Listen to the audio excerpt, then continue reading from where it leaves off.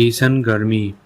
बाहर तापमान 45 degree Celsius, लेकिन जैसे ही आप एसी का रिमोट ऑन करते हैं कुछ ही मिनटों में पूरा कमरा ठंडा हो जाता है। लेकिन क्या आपने कभी सोचा है कि यह ठंडी हवा आखिर आती कहां से? आज इस वीडियो में हम एयर कंडीशनर को पूरी तरह खुलकर समझेंगे। कंप्रेसर से लेकर इवापोरेटर तक हर पार्ट्स कैसे काम करता है, ये सब आसान भाषा में समझेंगे। वीडियो के अंत तक आपको एसी की पूरी वर्किंग समझ आ जाएगी। सबसे पहले एक सबसे बड़ा भ्रम दूर कर लेते हैं। एसी ठंडी हवा नहीं बनाता। इसका असली काम कमरे के अंदर मौजूद गर्मी को बाहर निकालना होता है। यानी अगर कमरे में गर्मी हो तो एसी उस गर्मी को रेफ्रिजरेंट की मदद से बाहर भेज देता है और हमें ठंडी हवा महसूस होती है। यही सिद्धांत पूरी एयर कंडीशनर टेक्नोलॉजी की नींव है।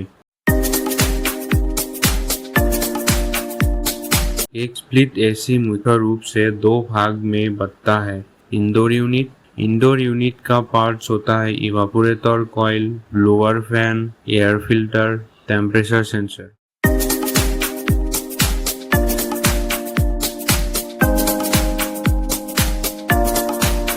आउटडोर यूनिट का मुख्य part compressor, condenser coil, condenser fan, capacitor. इन दोनों यूनिट को कॉपर पाइप और इलेक्ट्रिकल केबल से जोड़ा जाता है। इन्हीं पाइपों के अंदर रेफ्रिजरेंट लगातार घूमता रहता है और इसमें R32 नामक रेफ्रिजरेंट का यूज होता है। कंप्रेसर को एसी का दिल कहा जाता है। इवापोरेटर से आने वाली लो प्रेशर गैस सबसे पहले कंप्रेसर में पहुंचती है। कंप्रेसर इस गैस को बहुत अधिक प्रेशर में कंप्रेस करता है। प्रेशर बढ़ते ही रेफ्रिजरेंट का टेम्परेचर भी बढ़ जाता है। अब ये हाई प्रेशर और हाई टेम्परेचर गैस बनकर कंडेंसर कॉइल की ओर जाता है। आउटडोर यूनिट में लगा कंडेंसर कॉइल का काम रेफ्रिजरेंट की गर्मी को बाहर निकालना होता है। कंडेंसर फैन लगातार हवा फेंकता है जिससे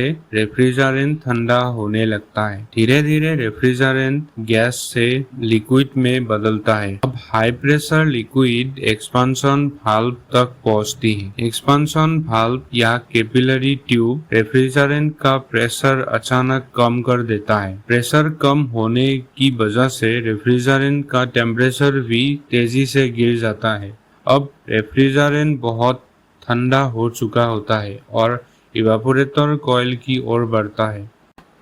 ब्लोअर फैन कमरे की गर्मी को अपने अंदर खींच लेता है और इवापोरेटर कॉइल की ऊपर से गुजरता है। हीट कॉइल के अंदर मौजूद ठंडा रेफ्रिजरेंट इस हवा की हीट अपने अंदर खींच लेता है। अब वही हवा ठंडी होकर कमरे में वापस फैल जाता है। ये वो ठंडी हवा है जिसे हम महसूस करते हैं। हीट एब्जॉर्ब करने के बाद रेफ्रिजरेंट फिर से गैस बन जाता है और कंप्रेसर के पास लौट आता है। फिर वही प्रक्रिया दोबारा शुरू हो जाता है। कंप्रेसर से कंडेंसर, कंडेंसर से एक्सपांशन वाल्व से इवापोरेटर और इवापोरेटर से कंप्रेसर। ये साइकिल हर मिनट कई बार चलता रहता है।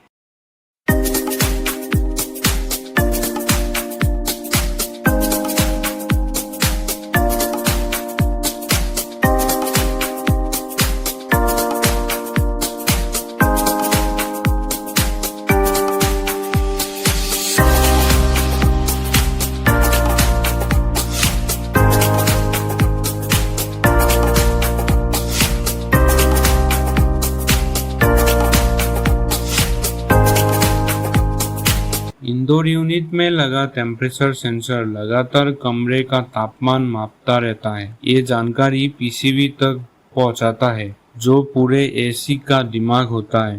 अगर आपने रिमोट में 24 डिग्री सेल्सियस सेट किया है तो पीसीबी कंप्रेसर को उसी हिसाब से नियंत्रित करता है। इन्वर्टर एसी में ये पीसीबी कंप्रेसर की स्पीड को कम ज्यादा करके बिजली की बचत भी करता है। तो दोस्तों, अब आप समझ चुके हैं कि एयर कंडीशनर ठंडी हवा नहीं बनाता, बल्कि कमरे की गर्मी को बाहर निकालता है। अगर आपको ये वीडियो पसंद आया और आपने कुछ नया सीखा तो वीडियो को लाइक और शेयर करें। हमारे चैनल को सब्सक्राइब करना ना भूलें। मिलते हैं अगली वीडियो में एक और शानदार नई जानकारी के साथ।